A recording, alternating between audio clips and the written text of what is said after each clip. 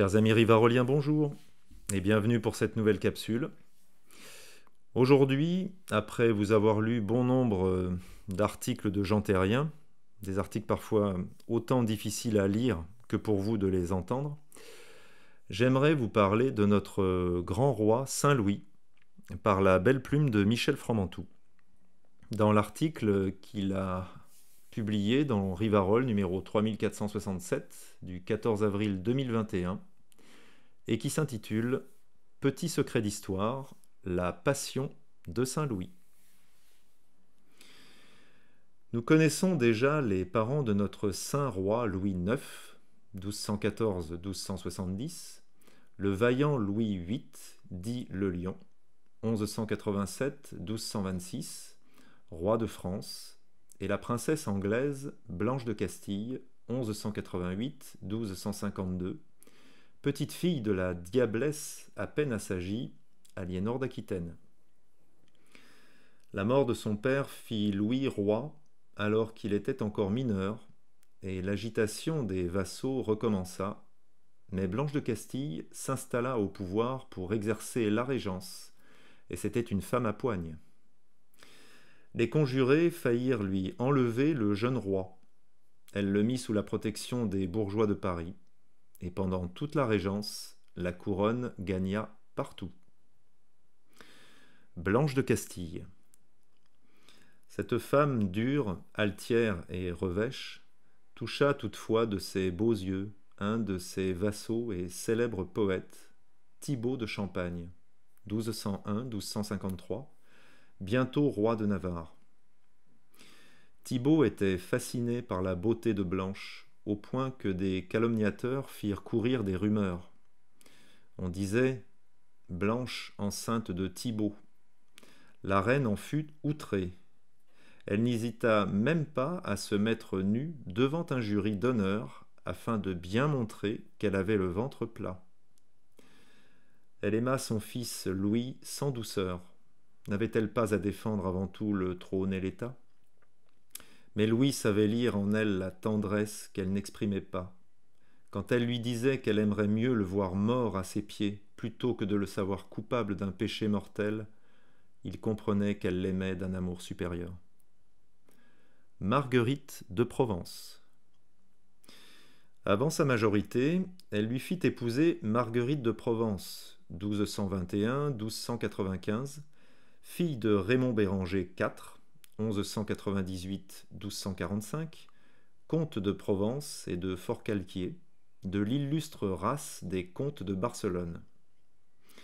Au château d'Aix, Marguerite avait connu toutes les grâces des cours d'amour, comme autrefois la volage Aliénor d'Aquitaine, mais cultivée, spirituelle et toujours enjouée, elle eut, elle, une conduite irréprochable. Sa belle-mère la traita durement, l'obligeant, a-t-on dit, à se cacher dans les escaliers du château pour embrasser son époux. Toutefois, elle donna à celui-ci 10 enfants dont la postérité allait se multiplier sur tous les trônes d'Europe. Lorsqu'à 21 ans, Louis arracha le pouvoir à sa mère pour le prendre lui-même en main, il était long et grêle, disait le duc de Lévis-Mirepoix, avec un visage plein de grâce et déjà adonné aux pratiques d'une piété exceptionnelle. On le réveillait pour nonne et pour matine. Il assistait à plusieurs messes, récitait tous les offices du jour. Et en campagne, il imposait à son entourage des litanies et des prières en guise de chansons de route. Taillebourg. Louis donna l'investiture du Poitou à son frère Alphonse, 1220-1271, lequel devint donc comte de Poitiers. Le roi d'Angleterre, Henri III, 1207-1272, le fils du fameux Plantagenet Jean Santerre, soutenu par d'arrière-vassaux, contesta cette attribution de fief. Les barons français, bien que calmés, étaient encore trop facilement encouragés à la révolte. Ce fut la guerre. Louis eut vite fait de culbuter le roi anglais et ses alliés français au pont de Taillebourg sur la Charente en 1242. Mais le Saint-Roi eut la sagesse de ne pas poursuivre sa victoire jusqu'à Bordeaux, qui était seigneurie anglaise. Restaient quelques séquelles de la croisade albigeoise menée rudement par son père Louis VIII. La politique humaine et compréhensive du Saint-Roi engendra le véritable apaisement et favorisa dans la bonne humeur et dans l'amitié le rassemblement de la France du Nord et de la France du Midi. Le temps du grand héroïsme. Mais bientôt vint le temps du grand héroïsme. Saint Louis allait s'illustrer dans l'épreuve. Auparavant, il avait acheté à l'empereur de Constantinople, Baudouin de Courtenay, 1217-1273, la couronne d'épines, et il l'avait portée, pieds nus, par humilité, à la Sainte-Chapelle, ce joyau d'art gothique rayonnant construit en forme de châssis à Paris, dans l'île de la Cité, pour recevoir les plus précieuses reliques de la chrétienté.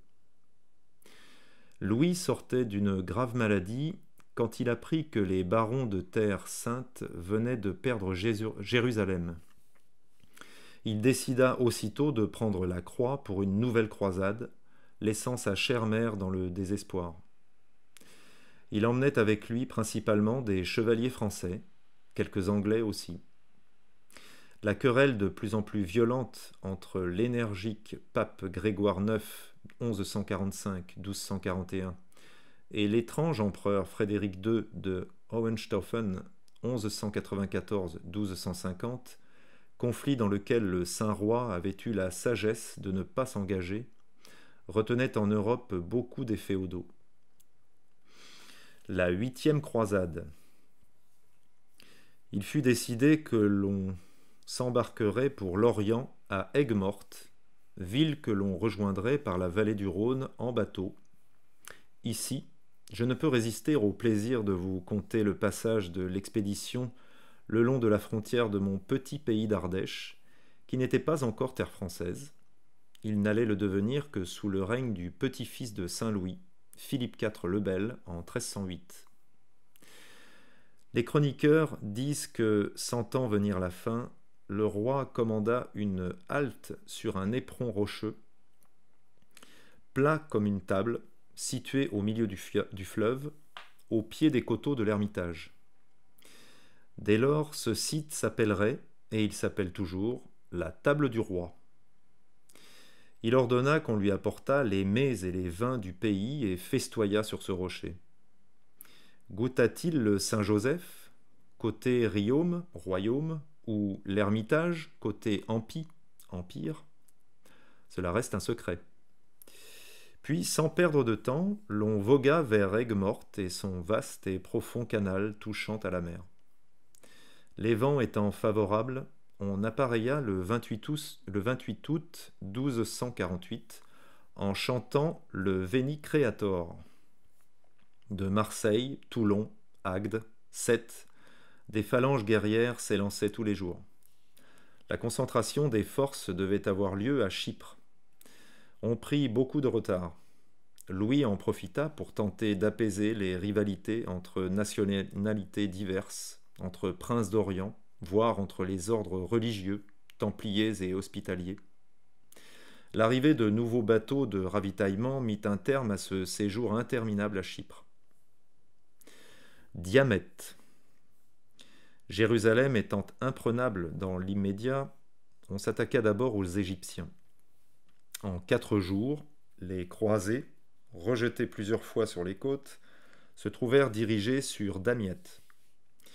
Criblés par les flèches des archers égyptiens, bloqués par les sables, les chevaliers allaient perdre la bataille quand le Saint-Roi sauta dans la mer, entraînant avec lui ses troupes au pas de charge, subjuguant ses compagnons, surprenant les Sarrasins, leur faisant perdre leur confiance en la victoire.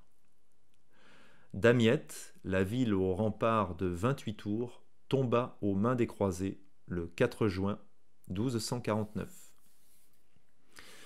La découverte d'un gué permit à la cavalerie d'atteindre Mansoura sur le chemin du Caire.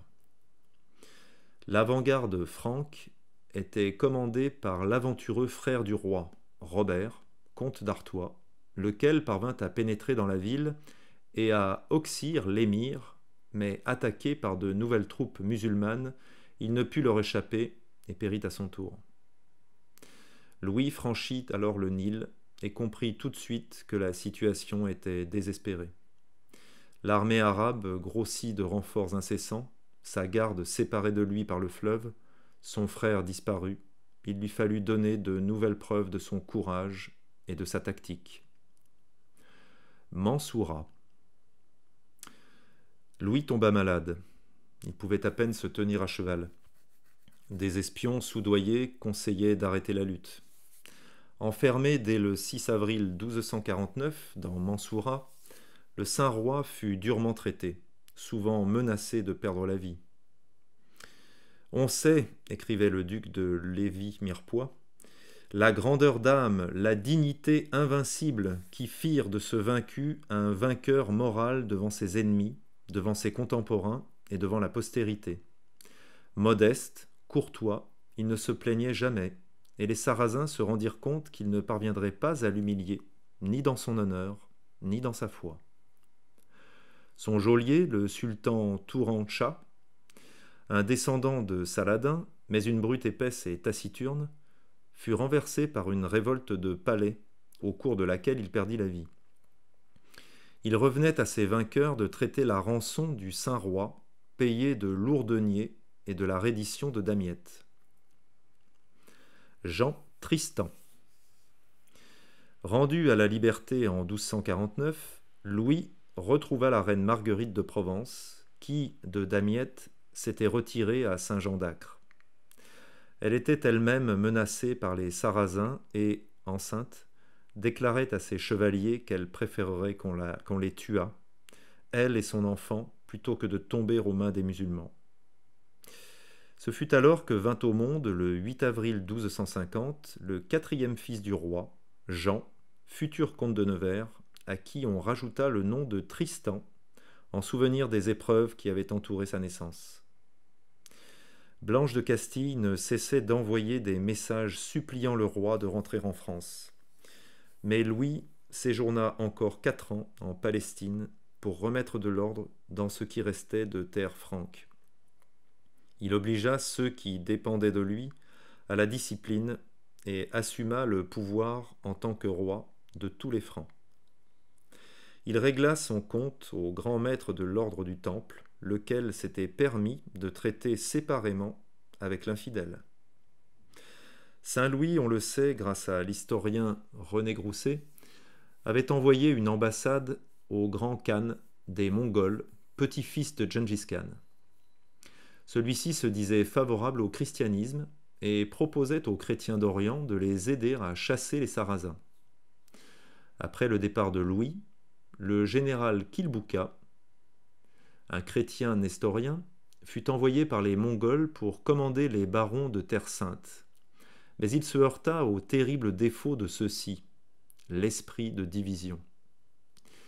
Les barons commirent la folie de s'allier aux Mamelouks contre Kilbouka et perdirent leur dernier espoir de retrouver Jérusalem. Quelques années plus tôt, Saint Louis, s'appuyant sur les Mongols, aurait peut-être établi en Syrie les bases d'une nouvelle France. Mais il voguait alors vers la France, débarquant à Hyères. Puis, la troupe traversa Aix, où Marguerite fut très émue de revoir la Provence de son enfance. L'enthousiasme de ces sujets heureux de retrouver leur roi força Louis à quitter sa mine sombre et austère qu'il avait en débarquant. Mécontent des résultats de la croisade, il retrouva son humeur enjouée et recommença à régner. Le roi doux et humble de cœur. Ce furent les années où il s'inscrivit dans la mémoire française. Arbitre de l'Europe, justicier, législateur, soldat héroïque, ami des humbles, tendre époux, père de 8 enfants, sans compter les 3 déjà décédés, dont Louis, qui aurait dû lui succéder. Chrétien haïssant tout ce qui pouvait offenser Dieu, il était cet homme si doux, décrit par Georges Bordenove, ce prince aux yeux de colombe, modestement vêtu, mais peigné avec soin et portant un chapeau en plume de paon blanc, ce visage angélique très grand, un peu maigre, que les Parisiens vénéraient. Mais cette âme si parfaitement royale cachait un grand mystère. Il brûlait d'offrir sa vie par amour de notre Seigneur Jésus-Christ, dont il voulait défendre l'honneur jusqu'au bout. Depuis son retour insatisfait de Palestine en 1254, l'idée de repartir en croisade ne le quittait plus. Nous retrouverons avec délice très bientôt ce grand roi et ce grand saint qui fait honneur à une France qui, aujourd'hui, ne sait plus et ne mérite plus le bonheur que Dieu lui envoya avec cet élan de sainteté à l'aube de notre histoire. Un très bel article historique de Michel Fromentou, extrait du Rivarol numéro 3467 du 14 avril 2021. Chers amis, à bientôt pour une nouvelle et j'espère belle capsule.